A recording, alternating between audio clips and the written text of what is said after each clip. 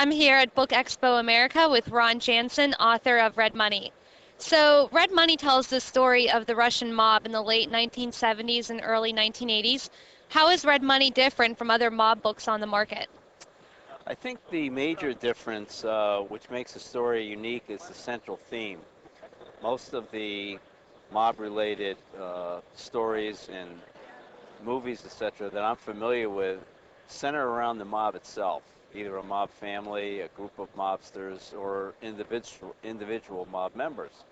Uh, what makes Red Money unique is that it's really focused on two very small and tight-knit families who get impacted by the mob in a very negative way and then decide to do something about it.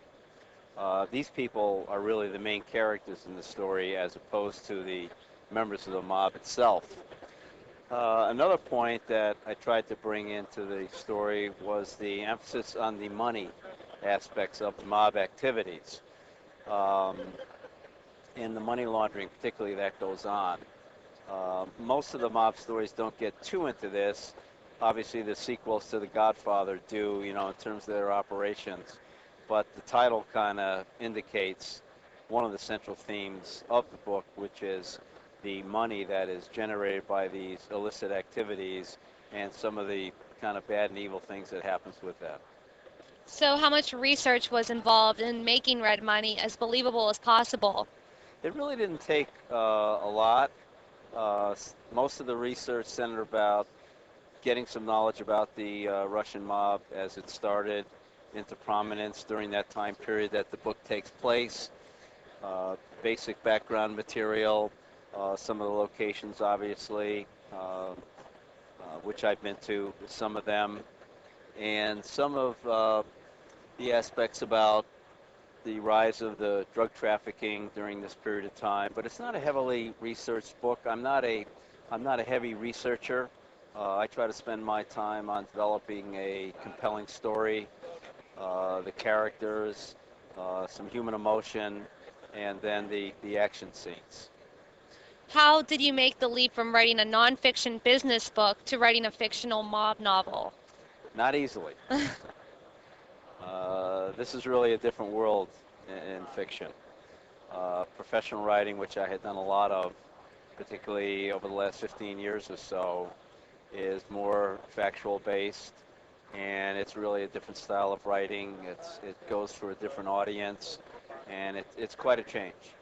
The one aspect that came into play here, particularly in developing this story, was that the major nonfiction book that I wrote was written as a story.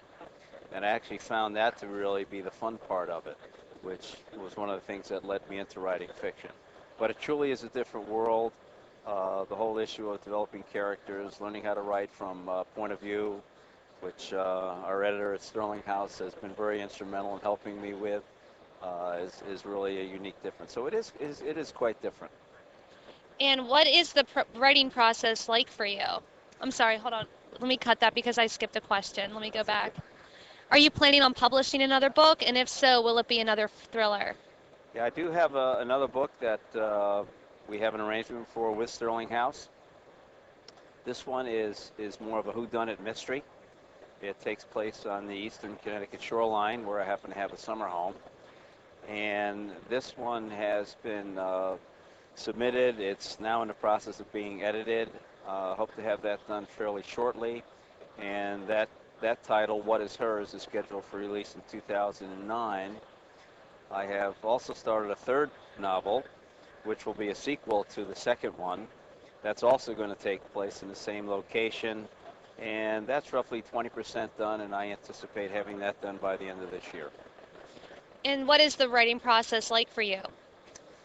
Well, my style is to know about as much as where I'm going and what the end point is going to be as I possibly can.